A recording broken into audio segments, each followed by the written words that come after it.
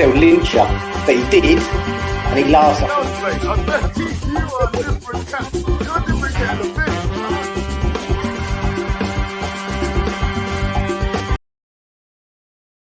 Hello, happy Wednesday, West Ham Network. It's Holly and I'm here with your West Ham Daily. Today we are going to be talking about not one but two goal scorers that we could see a lot more of in coming seasons. Now, known for our Academy of Football, we are starting to produce some really talented youngsters, two of which are particularly making their mark and showing that they really mean business. These two are, of course, DIVIN Mubama and Callum Marshall. And today I'm going to be taking a look at both of these incredibly talented players, as well as discussing the likelihood of them breaking into the first team consistently.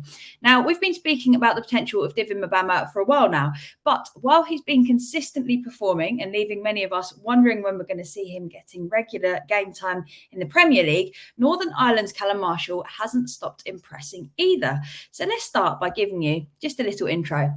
Marshall joined the Hammers under-18s in January 2022 from Northern Ireland side Linfield and has impressed in multiple teams at youth level since. Most of his appearances so far have been in the under-18 Premier League, where he has scored 25 goals and assisted 4 in 32 games.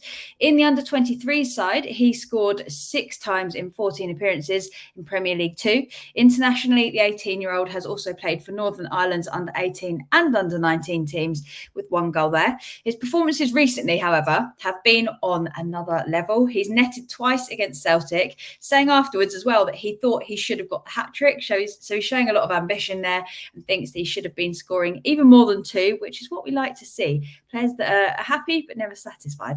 And then at the start of yesterday evening, he was on 7 goals in 6 matches, played for the under-21s this season.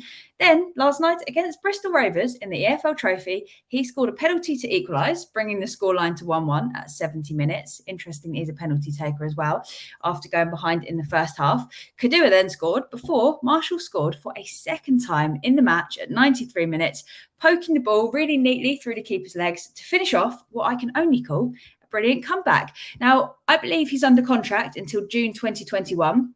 So this will be one that we hopefully look to extend sooner rather than later. And the future definitely looks bright for Marshall, as despite not having made a senior appearance for the club yet, he looks to be a great option to bolster our striker choices, particularly with more games we've got coming up due to Europe and domestic trophies alongside the league. So there is no doubting that he is definitely one to watch. And then, of course, we have DIVIN Mabama, winner of the 22-23 Mark Noble Award for scoring 30 goals in 40 appearances against 3 West Ham teams last season. And he played a crucial role in the under-18s and under-21s before he earned his opportunity in the first team. Once we'd secured the top spot in our Conference League group, in case you don't remember, Moyes selected a younger side, which included an 18-year-old DIVIN Mabama, or he may well have even been younger than 18 at the time, can't quite remember. He stepped up to the plate, getting his first assist in a comfortable 3-0 win in Bucharest. And he also did a great header, which was unfortunately recorded as an own goal by the player that tried to get in the way of it. But nonetheless, it was a brilliant performance and not one that will be forgotten easily. After continuing to impress in the Premier League 2, Mabama made his Premier League debut against Arsenal and also impressed in his FA Cup appearance in March. This was against AEK Larnaca in the round of 16 stage for the Conference League, scoring his first senior goal for the club as we won 4-0. But most recently, he's been continuing to perform, having scored 2 against Celtic last week, scoring in the 10th minute before following across into the box and scoring a second from close range. Both of his goals were actually quite similar in how he scored them, but it was really, really good to see him getting on the end of long balls and just making things happen, which we know he's capable of when we've got glimpses of it and had opportunities to see him. We've seen that he really does grab by the bull by the horns. Obviously, stepping up into the Premier League is always difficult. It's a new challenge for every single player, but he definitely seems ready from what I can see. But obviously, you don't want to do it too soon. We'll chat about that in a bit as well. And there's no denying that he has stepped up to the plate and he's taken every single chance that he's been given. He's hungry to prove himself. He's incredibly talented. And on top of this, something that we don't have too often at West Ham, he's really, really young. So is Marshall. So we've got 2 really good players on our hands with really bright futures that we obviously want to keep there. Mabama is under contract until the summer of 2024, but there is the option to extend this deal, which is wonderful news, as I'm sure you would agree. And then looking to the future, while both are playing incredibly, there are some differences between the two. One of the interesting points is that a lot of the time we say that we need to sort of like get rid of Antonio or bring someone in for him. But these two have actually contributed really well playing alongside each other. So it wouldn't necessarily be a choice of one or the other having to break through. We could see both of them do it at the same time.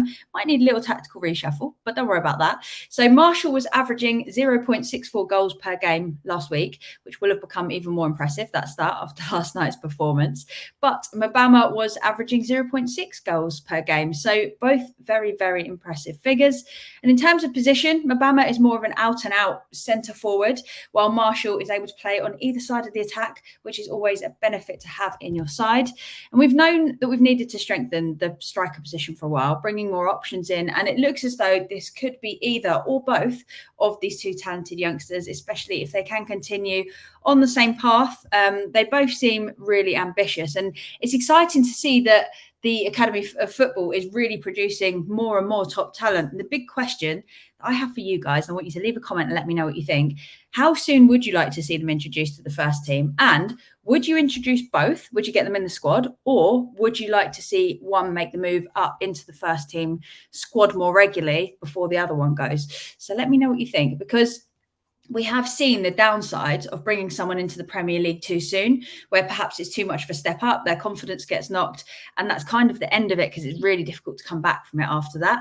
But having said that, both look really confident, really great ability. I don't really see many downsides of giving them an opportunity, even if it's just a little bit of time here and there until they've settled into the style of play.